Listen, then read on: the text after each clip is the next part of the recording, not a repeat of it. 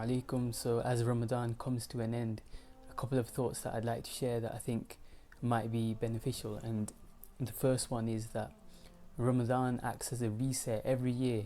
It takes away the excuses, because everyone who goes through Ramadan, and I think it's one of the acts that most Muslims practice, I'd say probably more than 75% relative to something like praying, which is probably less than 10%.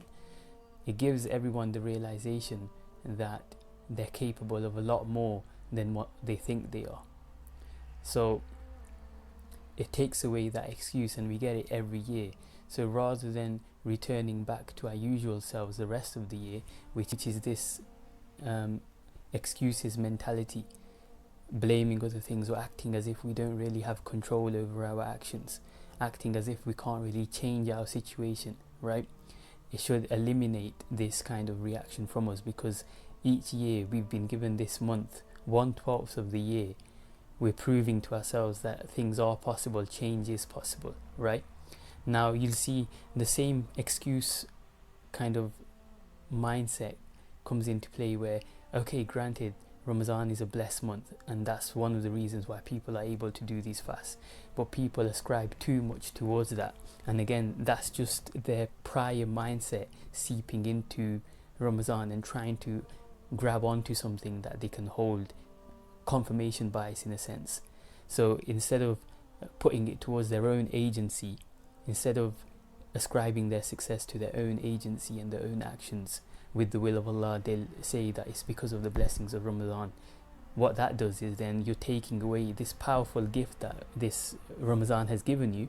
You've just taken it away, because you're excusing the success that you're having in Ramadan potentially by saying that this is the blessings of Ramadan, and you're taking away your power to do the same for the rest of the year. Or in a similar way, people say how it's the shaitans that are locked up. Well, the shaitans are back supposedly after the month of Ramadan, right? So then again, you're taking away the gift of Ramadan, or one of the gifts of Ramadan, which is this period of self-evaluation and action orientation. You're taking that away by just putting this toxic mindset into your brain, right? That's the first point.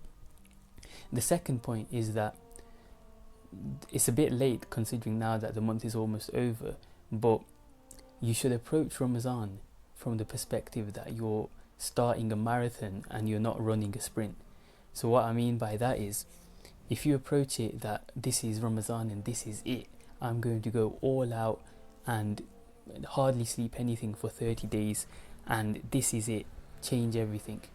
That's all fine and dandy for the 30 days, but then what will happen after the 30 days? Again, you've taken the power away, because then after the 30 days you can't reconnect to that frame of mind, because it's no longer Ramadan. It's no longer, you haven't got that motivation anymore. You haven't got that, whatever you used to get yourself in that highly motivated state to take all these further actions in Ramadan. If you've completely overwhelmingly changed your daily routine to the extent that it's completely unrecognizable to how your routine is outside of Ramadan, then obviously the change isn't going to be sustainable.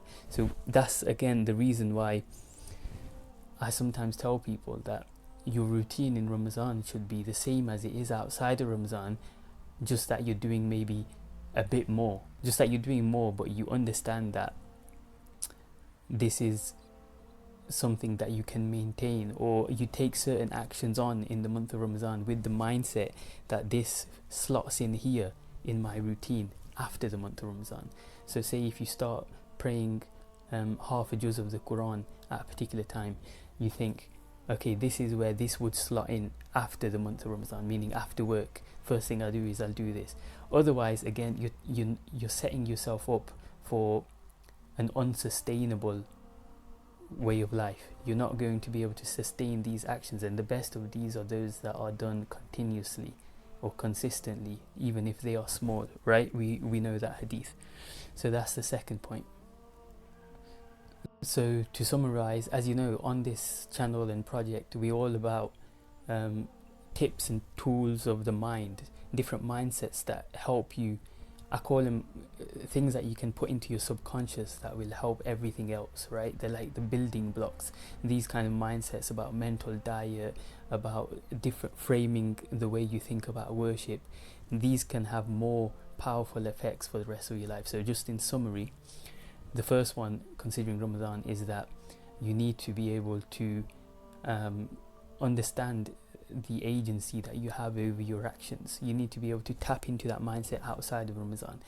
If you want to adopt a certain new act of worship or new behavior, or if you want to give up a certain behavior, you need to be able to tap into it and say, yeah, I can do this because look what I'm able to do in Ramadan. If you ask a random average person that they're able to give up food and drink for 18 hours and they're able to do this and avoid this kind of speech, they say it's impossible. The fact that they're able to do it, that should be a benchmark that they can cling on to outside of Ramadan. That's tactic number one. Tactic number two is you need to be approaching Ramadan, and even if you haven't, you need to look back at how you've conducted yourself throughout this month, and you need to be able to extrapolate that for the rest of the year. So you need to pick out certain habits that you've done, whether that's tahajjud, whether that's praying Qur'an, or whether that's avoiding smoking, or even whether it's avoiding swearing. You need to understand how it can be something that you can keep on for the rest of your life. It shouldn't be Eid and then reset. So if you think about that now, then you're kind of rewiring your mind to start seeing yourself as that kind of person, and that's something we can go into in more detail in other videos. But hopefully that was of benefit to you, and if you do benefit, then I'd request that you like, share and subscribe, and also listen to the podcast where I'll be sharing the audio of this. Jazakallah khairan. Assalamu alaikum.